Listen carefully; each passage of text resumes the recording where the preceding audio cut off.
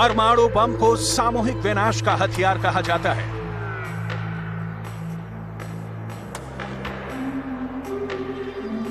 लेकिन वैज्ञानिकों ने दुनिया के उस कोने की खोज कर दी है जो परमाणु तबाही से लोगों को बचाएगा।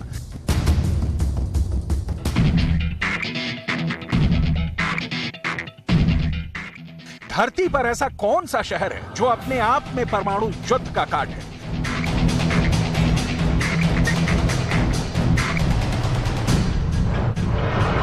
परमाणु धमाके के बाद जब दुनिया में रेडिएशन की आग लगी हुई होगी,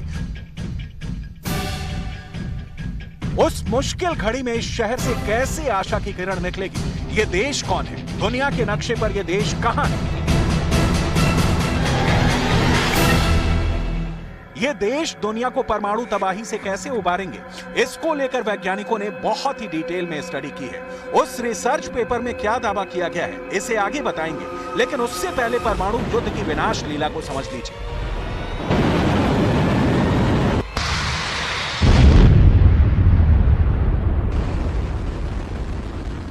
अगर न्यूक्लियर वॉर हुआ तो उसके आगे यूक्रेन युद्ध के ये धमाके भी बहुत छोटे साबित होंगे। अगर परमाणु युद्ध हुआ तो धमाके इससे कई गुना बड़े होंगे, जोरदार होंगे, क्योंकि न्यूक्लियर बम से बड़ा धमाका करने वाला बम अभी बना ही नहीं है। परमाणु युद्ध की ये बातें ख्याली बातें नहीं है, ये बहुत ही पुख्ता वार्निंग है। सिप्री यानी Stockholm International Peace Research Institute के मुताबिक दुनिया में बढ़े तनाव के चलते परमाणु हथियारों के इस्तेमाल का जोखिम दशकों में सबसे अधिक बढ़ गया है। दुनिया में परमाणु हथियारों की तादाद बढ़ने की आशंका है। ऐसे में परमाणु हमले से बचने के लिए दुनिया में सबसे महफूज इलाका कौन है? इसे लेकर एक जर्नल रिस्क एनालिसिस ने हाल ही में बड़ी रिसर्च की है। रिपोर्ट में दावा किया गया है कि जब दुनिया में कहीं भी युद्ध नहीं चल रहा हो, उस वक्त में भी एक परमाणु युद्ध की आशंका है। उस समय परमाणु युद्ध या तो गलती से, या हालात के गलत आकलन से, या किसी तकनीकी गड़बड़ी से शुरू हो सकता है। आप जो देख रहे हैं वो भले ही काल्पनिक है, लेकिन इससे इनकार नहीं किया जा सकता। अपनी धुरी पर घूमती धरती एटम बम से राख हो सकती है। परमाणु बम की आग पूरी पृथ्वी को खाक में बदल सकता है। अब अगर एक भी न्यूक्लियर बम फटा तो दुनिया की तस्वीर बिल्कुल बदल जाएगी। धरती पर परमाणु बम के विस्फोट के बाद क्या होगा, सबसे पहले ये देख लीजिए।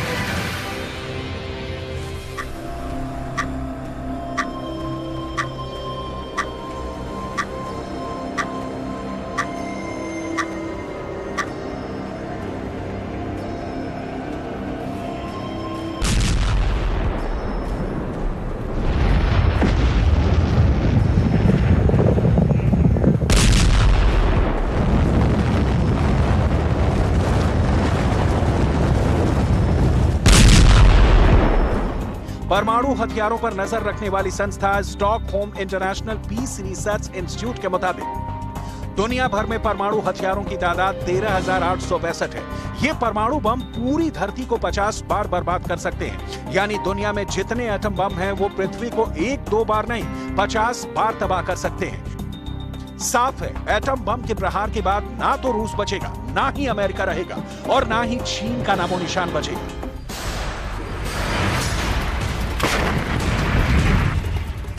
ऐसे में आगे बढ़ने से पहले यह जान लेना बहुत ही जरूरी है कि फिलहाल दुनिया के कितने मोर्चे पर युद्ध को बढ़ाने वाला तनाव अपने चरम पर है।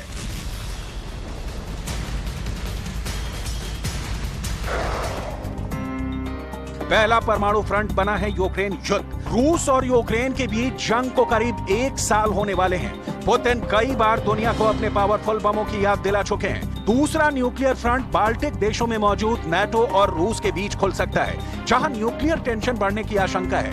तीसरा मोर्चा उत्तर कोरिया के किम जोंग खोल सकते हैं, जिनकी परमाणु भूख लगातार बढ़ती चली जा रही है, जो दक्षिण कोरिया, जापान समेत अमेरिका तक के लिए परेशानी की बात साबित हो सकती है। चौथा परमाणु मोर्चा चीन खोल सकता है, क्योंकि परमाणु बम का बड़ा जखीरा रखने वाला चीन ताइवान को अपने नक्शे में मिलाने को आतुर है। चीन अगर ताइवान पर हमला करता है तो नौबत परमाणु युद्ध तक की आ सकती है। पांचवा न्यूक्लियर वॉर फ्रंट इजराइल और ईरान के बीच खुल सकता है।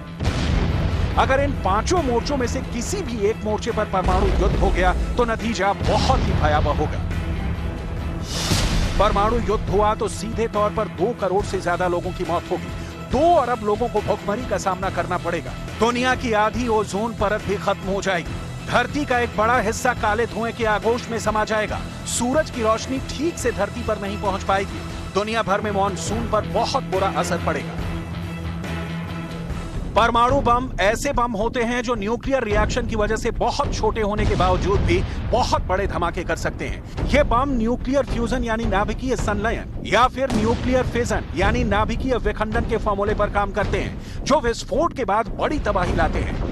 रिसर्च के मुताबिक अमेरिका और रूस में लापरवाही से परमाणु जंग शुरू होने की आशंका हर साल 1% तक बढ़ रही है। अमेरिका और रूस के बीच लापरवाही से जंग शुरू होने का मतलब यह है कि जब किसी देश को गलती से ये लगने लगे कि दूसरा देश उस पर हमला करने वाला है और उस हमले से बचने के लिए वो खुद ही पहले उस पर परमाणु हमला कर दे।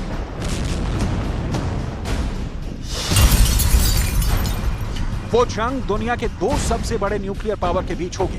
दुनिया में 90% परमाणु हथियार रूस और अमेरिका के पास हैं। एक तरफ सबसे बड़ा और सबसे अधिक परमाणु बम वाला रूस होगा, तो दूसरी तरफ परमाणु युद्ध को अंजाम दे चुका अमेरिका होगा। युद्ध में परमाणु बम का इस्तेमाल सिर्फ एक बार दूसरे विश्व युद्ध के दौरान जापान के खिलाफ हुआ था।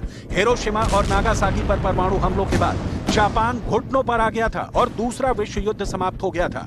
रिस्क एनालिसिस जर्नल में दावा किया गया है कि अगर परमाणु युद्ध हुआ तो 2 अरब लोगों को भुखमरी का सामना करना पड़ेगा। ऐसे में लोगों को भुखमरी से बचाने के लिए या कहें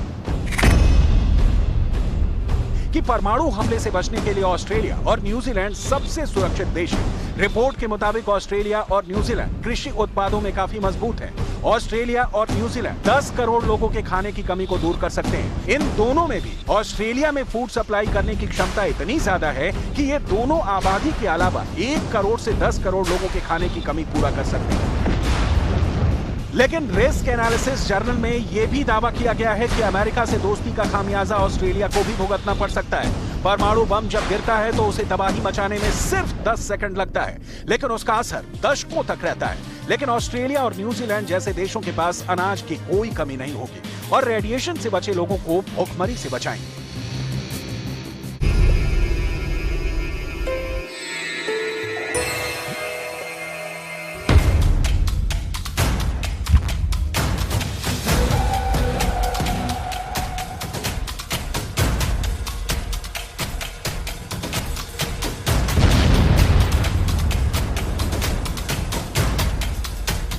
यूक्रेन में मेड इन इराक ड्रोन के कोहराम के बीच ऐसी खबर आई जो पूरी दुनिया के लिए सबसे बड़ी ब्रेकिंग न्यूज है।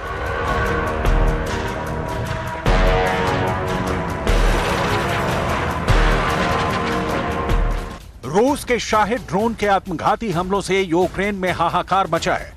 अब अगर नए दावे सही हैं और वॉर जोन से आया ये वीडियो 100% असली है, तब तो 24 फरवरी 2023 को युद्ध की पहली बरसी से पहले ये अब तक की सबसे बड़ी खबर है। सोशल मीडिया पर यह वीडियो सुपरसोनिक स्पीड से वायरल हो रहा है।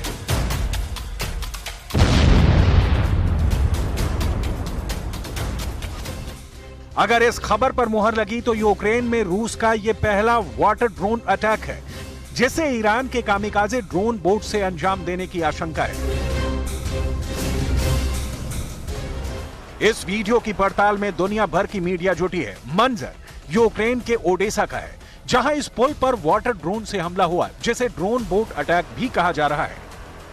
रूस की मीडिया का दावा है कि यह ओडेसा का ज़टोका रोड एंड रेलवे ब्रिज है, जिसे अनमैन्ड सरफेस व्हीकल यानी यूएसवी से निशाना बनाया गया है। अब तक आपने यूएवी या ड्रोन का नाम खूब सुना होगा, लेकिन दुनिया के ज्यादातर लोगों के लिए यूएसवी एक नया टर्म है, नया शब्द है। यूएसवी यानी वाटर ड्रोन या ड्रोन बोट से इस पुल को कितना नुकसान हुआ, इसे लेकर कोई पक्की खबर तो नहीं आई है, लेकिन यह पुल यूक्रेन के लिए कितना अहम है, यह जानना बहुत जरूरी है। ओडेसा का यह पुल ज़टोका इलाके में है, जो ओडेसा को बाकी यूक्रेन से जोड़ता है। इस पुल पर हमले का 18 सेकंड का वीडियो सोशल मीडिया में वायरल है, जिसे कुछ लोग कंप्यूटर स्क्रीन पर देख रहे हैं। इस वीडियो को बहुत गौर से देखने की जरूरत है। एक छोटी सी नाव जैसी कोई चीज बहुत तेजी से आगे बढ़ रही है, जो ब्रिज के 2 खंभों के बीच पहुंचते ही फट जाती है। वीडियो के 8वें सेकंड पर यह ब्लास्ट होता है।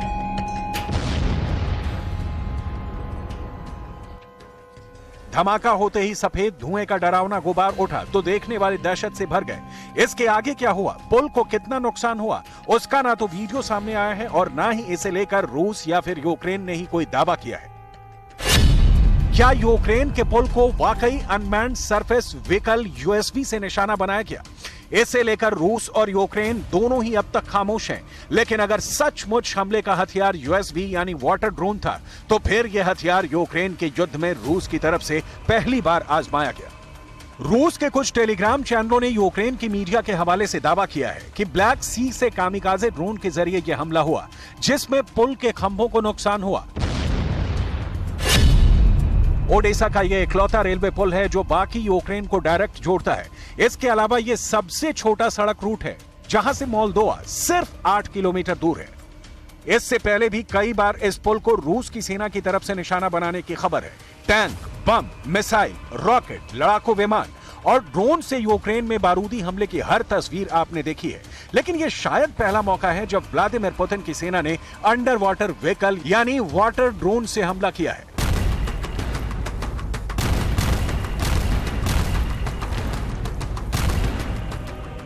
दुनिया के किन किन देशों के पास वाटर ड्रोन है या फिर इस पर काम चल रहा है, आपको आगे बताएंगे। फिलहाल आपको यूक्रेन में रूस के आत्मघाती ड्रोन यानी कामिकाजे ड्रोन से हमलों के कुछ बेहद डरावने लम्हे दिखाते हैं।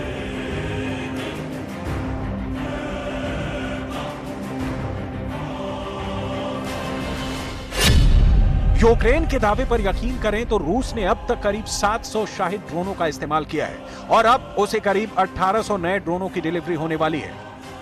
वोलोदिमीर ज़ेलेंस्की की आर्मी में ईरान के ड्रोनों का खौफ इस कदर है कि वो शाहिद की नई खेप पहुंचने से पहले ही दहशत से भर गए हैं, क्योंकि अब की बार इन ड्रोनों से ऐसे भीषण हमले का डर है जो बीते 1 साल में कभी नहीं हुआ। यूक्रेन और उसके मददगार दोस्त बार बार इस बात की आशंका जता रहे हैं कि युद्ध की पहली बरसी से पहले रूस अब तक का सबसे बड़ा अटैक कर सकता है। ईरान से करीब 2000 ड्रोनों की नई खेप रूस पहुंचने की खबर भी इस आशंका को सच साबित करती दिख रही है।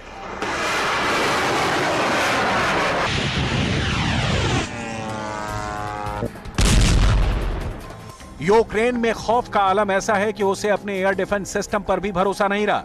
तभी तो उसके खुफिया एजेंसी खुलेआम कहने को मजबूर है कि ईरान के ड्रोनों से रूस मधुमक्खियों के झुंड की तरह एयर डिफेंस को पल भर में भेद देगा। रूस के इस घातक प्लान पर मुहर उस खबर से भी लगी है